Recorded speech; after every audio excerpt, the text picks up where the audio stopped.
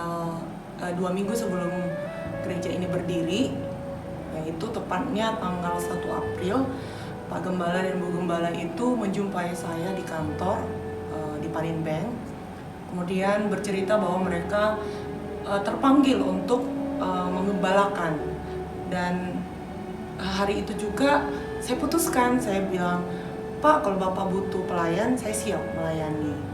Dan Pak Gembala, Bu Gembala setelah itu, setelah 1 minggu, 2 minggu, mereka telepon, Li, kita ada pertemuan dan gereja ini akan berdiri tanggal 14. Dan 1 minggu sebelum gereja ini resmi didirikan, saya bergabung dalam tim inti, dan pada saat itu saya ditunjuk jadi bendahara, dan ditunjuk juga untuk sebagai salah satu pelayan yang akan melayani di GBI Army. Awalnya memang kami tidak sepakat suami istri untuk kami berjemaah di sini karena sebelumnya kami sudah berjemaah di gereja lain, tapi karena saya melihat dan suami melihat bahwa gereja ini adalah gereja yang sangat care, bukan hanya care kepada Tuhan, bukan hanya care kepada jemaat pengerjanya aja, tapi kepada orang lain, yang membuat suami saya pun dan saya sama-sama kami akhirnya memutuskan untuk berjemaat dan melayani di sini gitu. Dan saya melihat kalau gereja ini memang Tuhan sudah tunjuk Pak Okta, Bu Dewi sebagai gembala di gereja ini dengan begitu banyak tantangan yang luar biasa. Saya bisa melihat itu founder-founder yang sebelumnya sangat setia dan sekarang sudah tidak ada. Saya lihat foundernya cuma berapa gitu. Saya melihat bahwa memang Tuhan bekerja luar biasa buat gereja ini. Walaupun gereja ini sangat kecil tapi sangat berdampak buat yang lain gitu. Jadi 3 tahun berjalan gereja ini, saya ada di dalamnya dan ada suka duka di dalamnya, tapi puji Tuhan kita bisa masuk ke 3 tahun perjalanan gereja ini. Sejarahnya yang setahu saya itu terbentuk di 15 April 2018. Nah, kebetulan saya mengikuti awal pembukaan gereja GBI Army. Di situ saya masih posisi hanya sebagai jemaat saja. Dan awalnya kakak saya mengajak saya untuk melayani bersama di gereja ini, dan puji Tuhan saya di posisi dulu kemarin adalah di bagian singa. Nah, saya mengikuti selama di gereja ini banyak yang saya jalani, yaitu beribadah seperti di KKRD. Yang saya ingat adalah dulu ada KKR Aikanopan. Ya, di sana begitu dahsyat banget KKR-nya. Dari kita perjalanan dari Medan menuju ke Aikanopan itu membutuhkan waktu yang agak sedikit rumit ya, perjalanan juga, dan saya mengingat waktu di sana adalah ketika kami diberitahu makan daging harimau kecil gitu.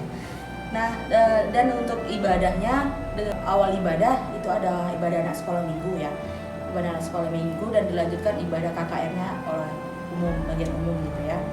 Nah, selanjutnya kami banyak hal yang kami dapat di dalam setiap ibadah-ibadah yang kami lalui di gereja ini, terutama seperti kita ada perjalanan doa keliling, perjalanan ibadah di luar gitu, ibadah atau pemberian sembako dalam keadaan kemarin corona gitu. Itu adalah perjalanan yang saya mengalami selama 3 tahun ini di gereja ini.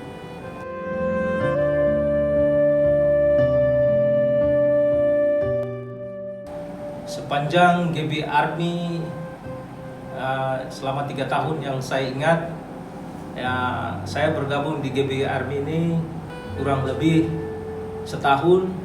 Kemudian situasi pandemi dari pihak hotel tidak mengizinkan untuk beribadah di hotel, dan GBI Army beribadah di tempat-tempat terbuka, yaitu di sungai-sungai, Sungai Sentabi daerah Namu Sira-Sira dan Sungai Sembahe. Puji Tuhan, Tuhan berikan hikmat kepada kami, kepada GBI Army, untuk beribadah di rumah saya kurang lebih 6 bulan. Dan selanjutnya GBI ini dapat tempat yang baru, yaitu tempat di Tomang Elo ini. Yang paling diingat adalah family gathering yang ke Armenia Tongging. Itu yang paling berkesan. Karena lamanya di sana dan ada ibadah-ibadah di sana juga, serta kebersamaan jalan-jalan di sana.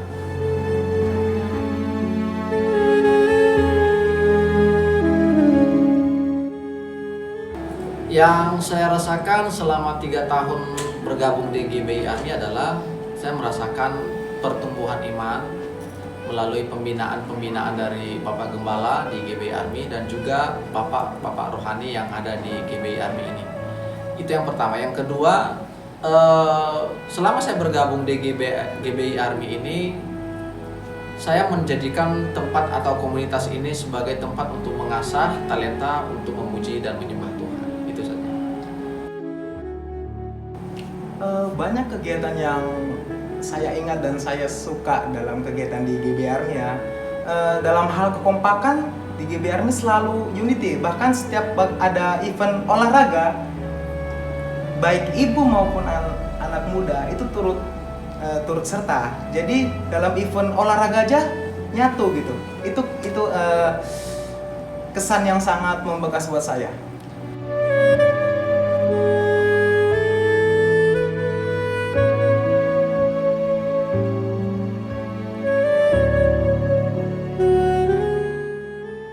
Harapan dan doa. Saya sangat berharap kalau gereja ini bukan hanya sekarang peduli, tapi harapannya tahun-tahun yang akan datang juga menjadi gereja yang peduli, berdampak kepada bukan hanya jemaat tapi orang luar, karena gereja tanpa dampak itu mati. Jadi saya berharap gereja ini tetap unity, tetap berdampak, dan pastinya saya tetap berharap Pak Okta, Bu Dewi sebagai gembala juga tetap menggembalakan kita para domba-dombanya dengan setia. Harapan saya biar ke depan GBI Army untuk memiliki tempat ibadah atau gedungnya sendiri. Saya berharap GBI Army ke depannya dan seluruh pengerja tetap unity di dalam Tuhan, tetap damai-damai saja, tidak ada masalah, supaya kita juga melayani dengan sukacita. Semakin unity, semakin bisa menjangkau jiwa-jiwa dan semakin berdampak bagi jemaat dan terhadap sekitar. Harapan saya adalah semoga gereja ini terus berkembang, khususnya di Kota Medan, untuk lebih banyak lagi menjangkau jiwa-jiwa, terkhususnya anak-anak muda ya. Karena dalam masa-masa pandemi seperti ini banyak pasti jiwa-jiwa lari gitu ya, dan kita harus menarik jiwa-jiwa itu lagi untuk bergabung di dalam ladangnya Tuhan. Harapan saya untuk GBI Army, semoga GBI Army itu semakin cinta Yesus, semakin semangat dan semakin siap untuk melayani Tuhan. Sukses, semakin unity dan semakin memberkati. GBI Army terus berkembang, jaya, dan semangat. GBI Army pasti bisa. Semangat, semangat, dan semangat. Unity, keren, care.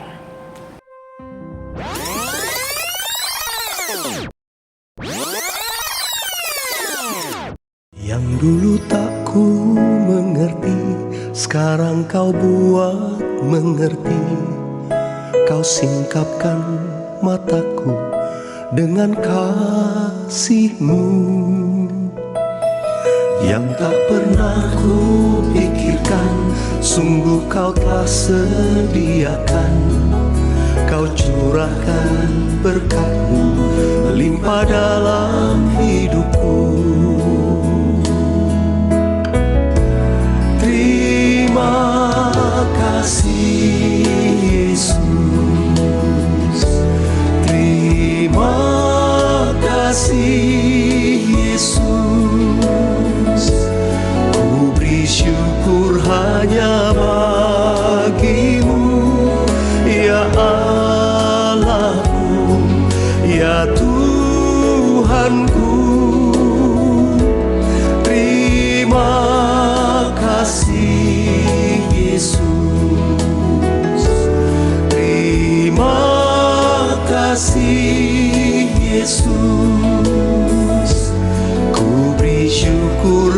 hanya bagimu.